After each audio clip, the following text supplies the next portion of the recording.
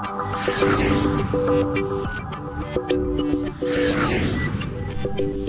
everybody, this is Nate. You're watching WASD20, and today our character creation series continues with the Cleric. Now, Cleric is one of my favorite classes in D&D 5th edition. It's the first class I ever played in a D&D game, so it's got a special place in my heart, and I think it's a pretty useful class too. It's got, of course, the healing capabilities, which it always feels good to help out your brothers and sisters in arms. It's got lots of spells at its disposal, depending on which domain you select. Those spells can look very different, so there's a lot of variety within the Cleric class. And a Cleric can actually be very good in combat in terms of wading in melee situations. Can be fairly decent depending on how you build your character. We're going to be making a human Cleric of War today, and I'm really looking forward to it. I'm going back to the roots of this series in a couple ways. One, this is going to be a very beginner-friendly video, so I'm going to be slowing things down a bit. I've sped things up in recent videos, and I'm going to take it a little slower, so it might be a little bit longer because of that, but I'll take time to explain things just a little bit more than I normally do. Secondly, I'm going back to the good old pencil and paper method because sometimes it just feels right. So yeah, I've gotten into doing it on the computer quite a bit, but sometimes I like to just go back to the old pencil and paper. So I've got my character sheet here, which you can get for free on Wizards of the Coast website. I've got my player's handbook, got a bag of dice. Let us begin. Alright, so as we make our character here, let's start with what we know. We know that we are going to be a Cleric.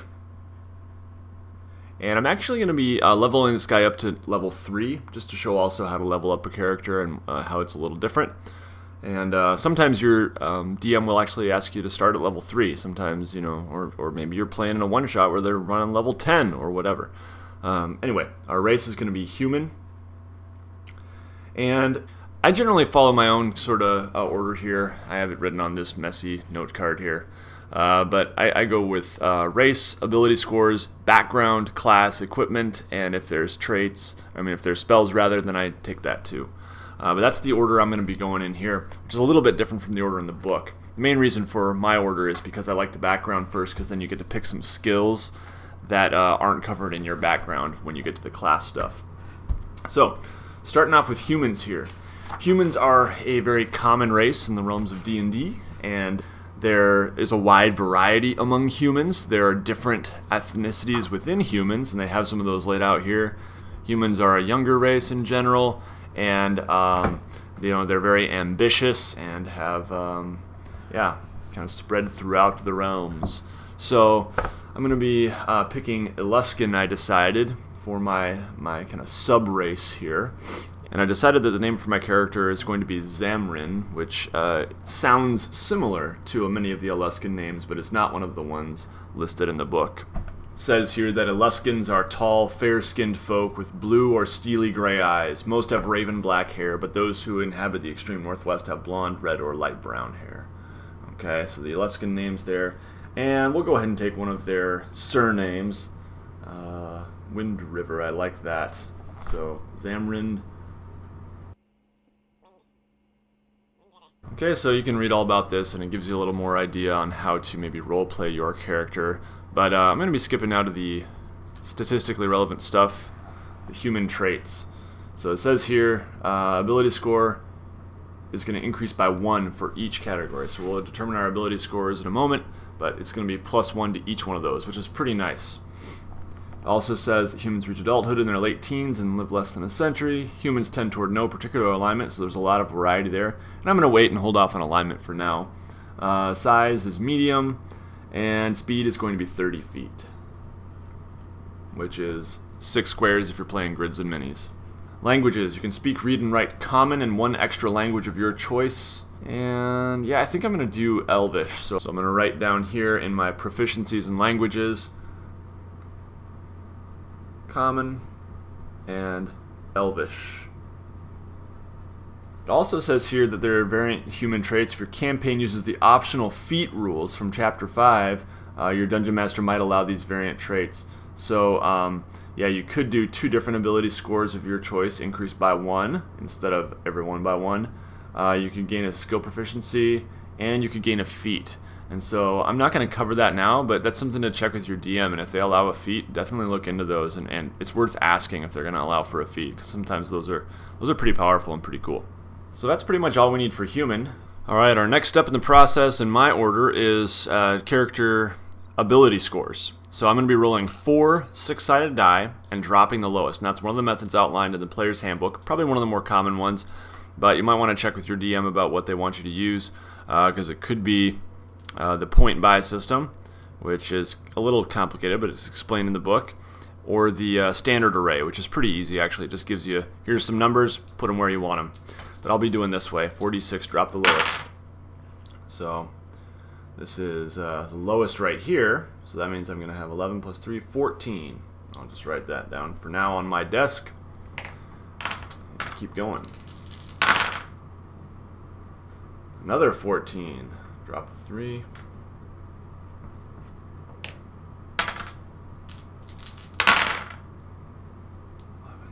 15. Man, these are incredibly good. I find I have really good luck when I'm creating characters usually. 12. Alright, 12 plus 3, 15. Oh my goodness. This is kind of nuts, actually. Uh-oh. I dropped one. For a second there, I feared I wasn't going to get it back, but I found it. 9 plus 3 is 12.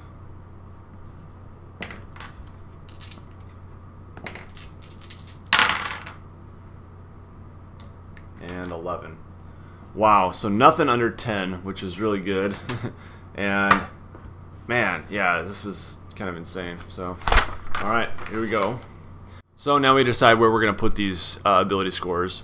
For a cleric, you're going to want to put probably your highest score into wisdom. And remember, I get to add 1 to every one of these because I'm a human. So wisdom, I'll use one of my 15s, because that's my spell casting ability. And so that's going to be a 16. And the modifier on that, if you look in the player's handbook, it lists all the modifiers, but here's one easy way to do it. You subtract 10, so that would make this 6, and then you divide by 2. 6 divided by 2 is 3. So my modifier is going to be plus 3. If I was at 17, that'd be 7 divided by 2, 3.5. Well, 3.5 you always round down, so it would still be a plus 3 if it was 17. Alright. Next up, I'm going to go with strength, because I am a cleric of the war domain. So strength I'm also going to make a 16, which will make it a plus 3 there. And then I want to have constitution because I'm going to be wading into battle, so I'll make that a 15, and that would make this a plus 2. And for my other 15, boy, that's a tough one here. So there's a lot of ways I could go, but I think I'm actually going to go with charisma. Actually, no, I'm going to go with dexterity in this case, just because I want to be able to get into combat quicker as well. So we're going to make that a 13. So we're going to make that a 15 rather, because that was my 14 plus 1. Okay, now my 12 plus 1 is going to be for charisma. And my 11 plus 1 is going to be intelligence, so that'll be a 12. So overall, man, these are really good. So this is a plus 1 there. And 15 is going to be a plus 2. So yeah, these are very good ability scores. Alright, so now we've got some of our ability scores here. And this is going to be playing into a couple things. So for initiative, that's how quick you get into combat. So you're going to be rolling your d20 to see how fast you get into combat. We're going to have a plus 2 there that we get to add. And that's because our dexterity modifier is plus 2. Alright. I'm going to hold off on filling in the rest of the skills and stuff here because I have to see what my class comes with in terms of proficiency. Next, we're going to turn to the backgrounds. So Chapter 4 deals with personality and background, and just a reminder too that if you don't have the player's handbook, you can always get the free basic rules PDF online, which has all this stuff. It's totally free, and you know, it's going to have less backgrounds, it's going to have less classes, less races and everything, but it's got enough to get you started, and it does have cleric and human, so if you want to do what I'm doing, you can kind of mimic that. However, the page numbers that I'm using here will be a little bit different. In the player's handbook, Chapter 4 starts on page 121, and I'm going to skip to the urchin background. I looked at that earlier and I thought that sounds kind of cool, and I haven't used that one yet. So this is kind of a waif on the streets type of character here. You grew up on the streets alone, orphaned and poor. The statistically relevant stuff, once again, skill proficiencies. This is going to be kind of interesting because it doesn't, fit the norm for a cleric, and especially I'm going to be making a cleric of the war domain, and it doesn't really make all that much sense, but I'm going to go with it. And that is that it says here we get sleight of hand and stealth proficiencies. So go ahead and check these boxes: sleight of hand and stealth. Now proficiencies just means we're going to get to add our proficiency bonus, so we'll get to that in a second. Then tool proficiencies, we have disguise kit and thieves tools. We don't get that, that just means we're proficient in it. We would have to buy it if we want one. Alright, now there is some equipment listed here, and here's just one thing to keep in mind. You have basically two options when you're selecting equipment. You can take this equipment that comes with the background, and you can also choose from the equipment that gives you the options for in your class, but if that's the case, then you don't get to roll for gold and buy your own stuff. It's kind of just it's a simplified way of doing it, and there's some pretty decent standard equipment. The other option, if you don't want to go with this stuff, is, again, to go to the equipment chapter, chapter 5, which is a few pages beyond this, and you can roll for your gold and buy all your own stuff. To keep it simple, I'm just going to be taking this stuff. So I'll go ahead and write all this down. I've written down a small knife, a map of the city I grew up in. I have a pet mouse, which is pretty awesome. Can, make for some interesting RP moments. And common clothes. And I get a pouch with 10 gold pieces. Now we're going to go ahead, and it says here that I get a token to remember my parents by. So I can kind of choose something, but I like to actually go to the trinkets section in chapter 5, and your DM will probably let you roll for a trinket, and it's just they're not very valuable things, but they can make for kind of interesting character items, and you can kind of decide how you want to use it, or if you want to use it at all, or if you just want to save it for a rainy day. Alright, so trinkets are here on page 160, and for this I'm going to need to roll a percentile die, which is 2d10. Try to roll in the book here. And I got a 39. So 39 looks like it is an empty glass vial that smells of perfume when opened. Okay, so maybe this is a one of my mother's perfume bottles. So yeah, maybe it can help me flesh out my character's story a little bit. Something to remember my mother by. Pretty cool. So in terms of the feature here, it says that you know secret patterns and flow of cities and can find passages through the urban sprawl that others would miss. When you are not in combat, you and companions you lead can travel between any two locations of the city twice as fast as your speed would normally allow. So that's just, kind of a cool feature that you can keep in mind, and maybe talk to your DM about how that might play into certain situations. Then we need to roll for personality traits. Let's see, this one's a D8. For personality trait, we get 2 personality traits. We're going to take a 1 and an 8. So for 1, and I'll write these down in a minute, I hide scraps of food and trinkets away in my pockets, and I bluntly say what other people are hinting at or hiding. Then for ideal, D6, got a 3. Change. The low are lifted up and the high and mighty are brought down. Changes in the nature of things. Chaotic. Okay, interesting. Next up, we roll a D6 for bond. 5. I escaped my life of poverty by robbing an important person, and I'm wanted for it. Okay, very interesting. And flaw. 5. If not stealing, it's not stealing if I need it more than someone else. Okay, so, a bit of a thief here. This cleric of war, which again, not very typical of your war cleric, but hey, there it is. All right, so I'm gonna write that stuff down, and I'll cut ahead. Again, you don't have to roll for this stuff. You can just choose it if you want to, but I like to roll. Which brings us to the Cleric class section. This starts on page 56 of the Player's Handbook. And yeah, clerics, they are divine agents. They're healers and warriors, so they usually are healers. That's kind of the stereotype. I'm going to be playing a cleric of war, so it'll be a little different, but definitely a divine agent. They are the conduits for the power of a god. Their magical powers it's divine magic, really. Okay, so this chart we'll be using pretty heavily here. I mentioned before we're going to make a level 3, so we'll be using 1, 2, and 3 on that chart. And then, yeah, let's kind of see what they have to say here. So hit dice, 1d8. So that means that our hit points are going to be 8 plus our constitution modifier. So hit dice 1d8, and that will make our hit points then.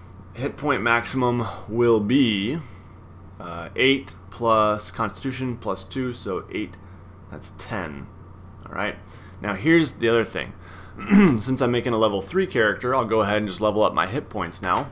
My hit die is a 1d8, and you can either take 5 plus 2, 7, for each level. So the average here it says is 5, or I can roll a d8. And usually I'd go with the rolling, just because I like to gamble. Oh, and that gamble is paid off. So 8 plus 2 for my constitution modifier gives me 10 there. So plus 10. And now do it again. And that time it didn't pay off. So I got a plus 2 and add another 2. So that's plus 4. Maximum hit points is therefore 24. Alright. And you can just go ahead and erase that. Alright, so that's only if you're going up to level 3. Otherwise I would just be staying at 10 hit points for now. Alright, now I'm going to record my proficiencies here. So we are proficient in light armor, medium armor, shields, all simple weapons. And then we have saving throws in wisdom and charisma, proficiencies that is. And then we choose 2 from history, insight, medicine, persuasion, and religion. So I'm going to go ahead and record some of this stuff now, and I'll skip ahead. So I've got those proficiencies recorded here, and now for saving throws, wisdom and charisma, I am proficient in these, which means basically I'm going to add my proficiency bonus, which if you look, it's going to be plus 2 all the way up to 5th level, where it changes to plus 3. So this is the number. Oops, I almost wrote plus 3. There we go. Plus 2 that I'm going to be able to add to the skills I'm proficient in. I'm going to be able to add to weapon damage, or weapon attack bonus rather, if I'm proficient with certain weapons. And yeah, it plays into other areas too. Skills, I get to choose 2 from history, insight, medicine, persuasion, and religion. I think I'm going to go with medicine. And I'm going to go with religion as well. Knowledge of religion. Alright. So that means I get to add my proficiency bonus there. So at this time I am going to go ahead and record these skills and the bonuses that I get to add for each skill. And this is all based on my modifiers that I wrote down here. So for strength, plus 3, etc. Now for wisdom, remember I get to add my proficiency bonus, so it's normally 3, but I get to add 2, so it's 5. And the same is true with charisma, plus 1, plus 2. Going to make 4 plus 3 there. Same thing with skills that I'm proficient in. Alright, so I've recorded my saving throws and skills. And if you want to read more about what each skill does and the saving throws, that is in the player's handbook as well. But I'm not going to cover that now. Now, I'm going to hold off on the equipment here, and you might want to do the same because I'm going to go and look at my domain. Domains give certain proficiencies that you might not have otherwise. For example, heavy armor or medium armor. I guess medium armor is I'm already proficient in, but martial weapons are more advanced weapons, and some of the domains will give you proficiencies with those. So these are the divine domains, and this is kind of what realm your deity is of. And there's a bunch of options here, but I've decided to go with the war domain, and that starts on page 63 of the player's handbook. So war has many manifestations. It can make heroes of ordinary people. I'm not going to read all that right now, but it's good stuff. They list some of the gods here you might consider choosing, and then which I'm not going to do right this instant, but it lists your domain spells and bonus proficiencies. At first level you gain proficiency with martial weapons and heavy armor. So that's the thing I mainly wanted to check here. So I'm going to write that down, because that now could affect my choices for equipment here on page 57. So I get a mace or a war hammer if proficient. So I'm going to go with a war hammer. It's a little more powerful weapon, but that is a martial weapon, so you want to make sure you're proficient with martial weapons. I'm not going to record the stats for it yet. And then we get scale mail, leather armor, or chainmail. In my case, it's the same armor class if I go with scale mail than if I go with chainmail, 16 or 14 plus my dex modifier, which is 2. So I think I'll just go with the scale mail it is a little bit lighter. Yeah, it is 10 pounds lighter. So we'll go with that. And that would make my armor class, as it said, it's going to be 14 plus my dex modifier, which is going to make my armor class 16. Now if I have a shield, it can go up. Speaking of shields, I get a light crossbow, 20 bolts, or any simple weapon, a priest pack or an explorer's pack, a shield, and a holy symbol. So I will get a shield, and a shield is going to add +2. And I'm going to go ahead and assume that I'm carrying my shield most of the time, which would make my armor class a hefty 18. That's pretty darn good. Now, my Warhammer, if you look it up, I'm not going to, in the interest of time, I'll just skip ahead a bit here, but you can look it up in Chapter 5, and you notice that the damage is 1d8. And if for some reason I decide I want to put my shield on my back or put my shield down, I could use my Warhammer with 2 hands, and it's versatile, has that feature, so I'd be able to use 1d10 for my damage instead. So a little bonus there. This is bludgeoning damage, and the way that the attack bonus works with weapons is I add my proficiency bonus if I'm proficient in that weapon, which I am proficient in all martial weapons because I've took the war domain, and I get to add my strength as well. So strength plus proficiency. So strength plus proficiency is going to give this a +5 to attack. And then 1d8. This time I don't get to add my proficiency bonus, but I do get to add my strength, so it's 1d8 +3. And the type of damage is bludgeoning, as we read in Chapter 5. Light crossbow or any simple weapon. I think I am going to take a light crossbow. And my damage on that is going to be based on my dex modifier, because it's a ranged weapon. So dexterity +2 and my proficiency bonus +2 makes that a +4 to attack. It is also 1d8, as you can see in Chapter 5, and then I get to add my dexterity +2, and that is piercing damage. Alright, that's my crossbow. Now I get to take a priest pack or an explorer's pack. I'm going to go with the explorer's pack. It's a little more general adventuring stuff. You can read what that contains in Chapter 5 once again. So I can take a priest pack or an explorer's pack, and I'm going to take an explorer's pack in this case because it's just got a little more general adventuring stuff that should be useful. But you can read about what they contain in Chapter 5. And then a shield and a holy symbol. So I'm not going to decide on a holy symbol yet. Sometimes actually your shield can be your holy symbol. But let's move on and keep recording some of the facts about clerics here.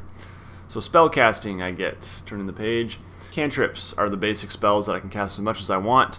At first level, you know 3 cantrips of your choice from the cleric spell list. First level, I get 3 of them, and it says here at 3rd level, which I'm going all the way up to, I still only get 3. So I've got the 3rd page of the character sheet here, and I'm just going to put here that I have 3 cantrips.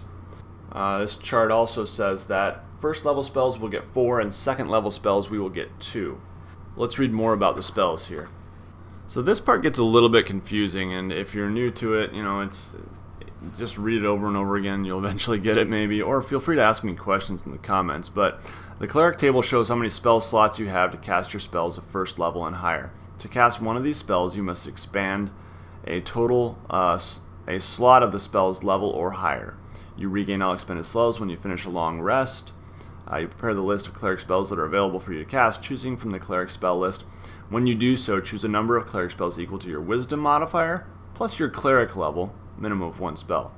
So my cleric level is going to be 3, and my wisdom modifier is also 3. So that means I'm going to have 6 spells, which works out pretty well because I have 4 1st level spell slots and 2. So I'm going to hold off on actually preparing my spells and looking in the spell section. We'll go back to that in a second here, but I want to finish up with the class stuff first.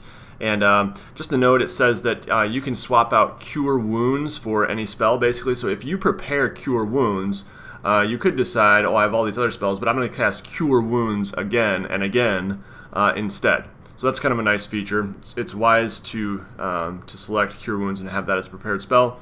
But now we're going to go over to, oh, and it also says here, sorry, you can change your list of prepared spells when you finish a long rest. So, you know, every day, basically, you can select from the whole list of cleric spells. Now we're going to go to spell casting ability. And For this, I've got my spell sheet here. Spellcasting ability is Wisdom. And I should put my spellcasting class is Cleric. Spell save DC, 8 plus your proficiency bonus plus your Wisdom modifier. So my proficiency bonus is 2. My Wisdom modifier is 3. So 8 plus 5 is 13. Alright, and that's basically the chance that people have to resist or dodge or something like that versus my spells. Spell attack bonus is going to be my proficiency bonus plus my Wisdom modifier. So that would be 5. 2 plus 3. Okay. Ritual casting. I'm not going to go into all the specifics of magic in this one, but you can read about ritual casting. It's pretty useful. I'm thinking about doing a separate video actually on ritual casting. Spellcasting focus. You can use a holy symbol found in chapter 5 as a spellcasting focus. So I will have a holy symbol, but I don't know what that is yet. Now I need to select a divine domain, and as I mentioned before, I'm going to be going with the war domain for this particular character. So war domain is one of the last ones here. The kind of the standard, the stereotypical would be the life domain. They have lots of healing power, and that's a great one. I'm actually playing a life domain cleric in my other game, but I wanted to try something different here and show that the cleric doesn't have to be pinned down to just being the healing machine, if you will. So cleric spells. Now here's the key. With these spells, domain spells, they don't count against your total spell slots. So that's really nice. So a cleric can actually get quite a few spells. So we've got Divine Favor and Shield of Faith at first level. And I like to write these in the bottom here. And you can read about what these spells actually do in the spells section. But to keep it a little shorter, I'm going to be just skipping ahead and you can read it yourself. Then for third level, which we are a third level cleric, we get Magic Weapon and Spiritual Weapon. And I know this seems a little weird, but those are actually second level spells. So cleric level or your class level does not always go up at the same rate as your spell level. If you look at the chart back here, you can actually see that, for example, at 13th level, you get one 7th level spell. You're not even up to 8 and 9 yet. Okay, so they're not directly corresponding. They're a little different. So that makes it confusing, I know. Magic Weapon and Spiritual Weapon. And so I get to cast these once before a long rest. So once per day, essentially. And they don't count against my total spell slots. And that's kind of why I keep them at the bottom here, a little separate. We already recorded that at first level we gain proficiency with martial weapons and heavy armor, and that's super useful. War Priest. From first level, your god delivers bolts of inspiration to you while you are engaged in battle. When you use the attack action, you can make one weapon attack as a bonus action. Okay, so I'm going to record that in my special features and traits section. So one attack is bonus action, and I put Wisdom modifier times per day. So my Wisdom modifier right now is +3. But it always could go up if I put more points into Wisdom as I level up further. We keep going here. Now, if you're making a first level character, that's pretty much all you need to know for the war domain. And remember, you would only get those first level spells. Then some a third level character, I'll keep going here, and I get Channel Divinity, starting at second level. So all clerics get Channel Divinity, but depending on what domain you pick, it does a very different thing. So with my life cleric, it's healing. That's what Channel Divinity is. Or it can, I think, also damage undead. But at second level for the war domain, when you make an attack roll, you can use your Channel Divinity to gain a +10 bonus to the roll. It's called Guided Strike. You must make this choice after you see the roll, but before the DM says whether the attack hits or misses. So let's say you roll a 9. You have a pretty good feeling that it's not going to be a hit on the creature you're fighting against their armor class, so you might choose to add +10, and now you have a 19 to that attack, and you hit. Alright? Probably. So that's pretty cool. I like that. And I'm going to put the page number for this stuff too, just in the margin here, which is always useful to have so you can turn back to it quickly. Page 63. And now I'm going to go back to... Alright, now Channel Divinity, we should read a little more specifics on that here. And this is back on page 58 now. We're done with picking our domain. And it says here that at second level you gain the ability to channel divine energy from your deity, using that energy to fuel magical effects. You start with 2 such effects, Turn Undead and an effect determined by your domain. So I also get Turn Undead, which I'll write down here. So Turn Undead, we can read more specifics on page 59. So I'm not going to write down what it does exactly, but it does not turn you undead. That's one thing to keep in mind. It rather can turn the undead away from you, make it so that they can't come closer to you and such. Alright? Then, let's read more about Channel Divinity here. When you use your Channel Divinity, you choose which effect to create. You must finish a short or long rest to use your Channel Divinity again. Some Channel Divinity effects require saving throws. When you use such an effect from the class, the DC equals your Cleric spell save DC. Beginning at 6th level, you can use your Channel Divinity twice between rests. Beginning at 18th level, you can use it 3 times between rests. So for now, I just get to use it once, and then any rest, I'll say. So one time, and then any rest. So it can be a short rest, which is just an hour, or it could be overnight, which would be 8 hours. Long rest. Alright, so that pretty much does it for the Cleric class features here. You can see that, as we progress, we get more and more things. So this at 4th level, 5th level, 10th level, etc. But for now, we've got all our Cleric class features. And when you level up further, you just got to keep in mind this chart here. That's kind of the starting point. And also remember your Divine Domain feature is specific to your domain. Alright, so I got it at 2nd level, Divine Domain. Next up, we are going to select our spells. And for me, I actually have these pretty nice spellbook cards, and I have a review. I'll put that link to the review down in the lower left there. But these are really handy especially for a class like Cleric, because you're going to be switching out your spells potentially every day. You get to pick your spells from the entire list of Cleric spells, and there's a lot of them. So I have gone ahead and pulled these out, and this is just my preferred way of selecting spells rather than reading the book. They don't always have all the information the book has, but you can see here they've got a lot of it. The other thing to keep in mind for the Cleric spell cards is that they don't have the domain spells, all of them. For example, they did have Shield of Faith, but Divine Favor is actually in the Paladin deck. And they did have Spiritual Weapon, but I think that Magic Weapon must be in the Wizard deck, the Arcane deck, or something. So, yeah, they don't have all of those, but I hear they are doing a second run of these cards, and they're fixing some of the problems, and that might be one of them. So you can see I've got up here, you can see I've got all of my cards laid out, and this is kind of how I would have them on the table. And and then I cast one, I just kind of turn it over face down, have a kind of a discard pile here, and it's just a really easy way of doing it, so I don't really have to keep track on here so much. But I am at this time going to go ahead and write these spells down, and again, I'm not going to talk about them very much right now. You can read about what the spells do. If you ever have questions about any of them, feel free to put in the comments below. I'm happy to answer questions. Alright, I now have my spells recorded here. If you don't have the spellbook cards, they're totally optional, you don't need them. I would recommend writing the page numbers for each spell here, and maybe having them bookmarked or something like that. Or the other option that a lot of people use is just to write similar info that I have on the cards here from the, copy it from the book onto a note card, and you can have note cards for your spells. That's another great option. Or you can type them up, put them on a sheet of paper. But it is good to be prepared so that you're not having to dig through the book for every single one, because that's just time consuming. I think we're getting near the end of the process here. Move the camera back down here. So we've got that completed. The back here, I do like to often sketch a little picture and come up with the appearance, allies, and organizations. Backstory, I usually have a pretty good idea of that in my mind. Sometimes I'll type it up, but I rarely actually write it here.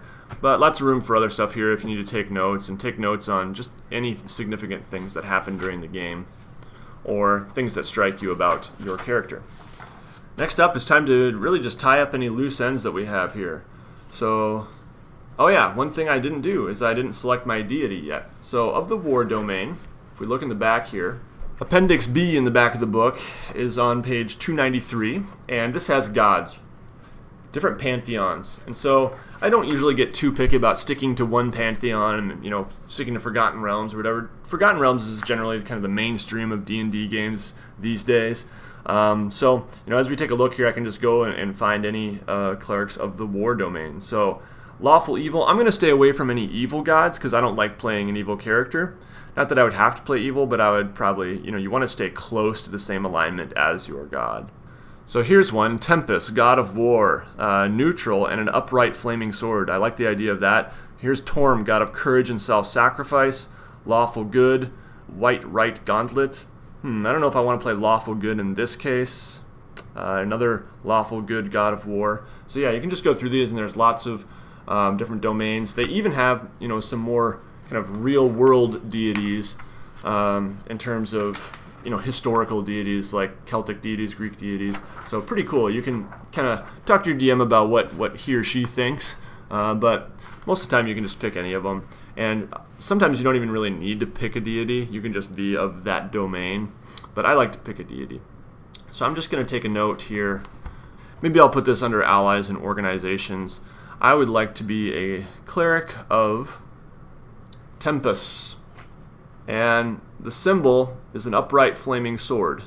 So my holy symbol should incorporate that in some way. So sometimes you could actually have a sword as your holy symbol. You could have a flaming sword on your shield. That's another option. I kind of like the idea of having it, you know, around my neck on a chain, perhaps some sort of amulet of an upright flaming sword. So that's the idea I'm going to go with in this case.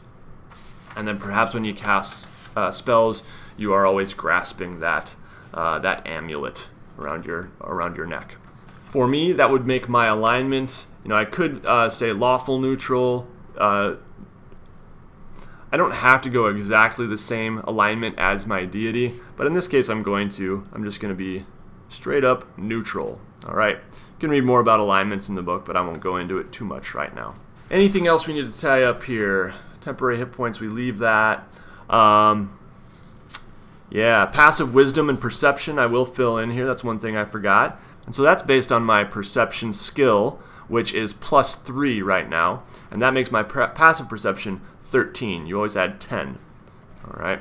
Now I'm going to be making a video sometime in the very near future, just kind of how to play D&D. I've done all these character creation videos. Now what do you actually do with it? What do all these stats mean in practice in the game? And I'll actually run kind of a mock session of a game. So that's coming soon down the pike, but yeah, this is Zamrin Windriver, and Zamrin is a 3rd level cleric of war, cleric of Tempus. So that's going to be it for this one, everybody. I thank you for joining me. I welcome your questions, suggestions, etc. down in the comments below. If you have any friends who are pretty new to D&D, feel free to share this with them. Make sure you like this one if you enjoyed it, subscribe, all that good stuff, and I'll see you next time, everybody. Take care.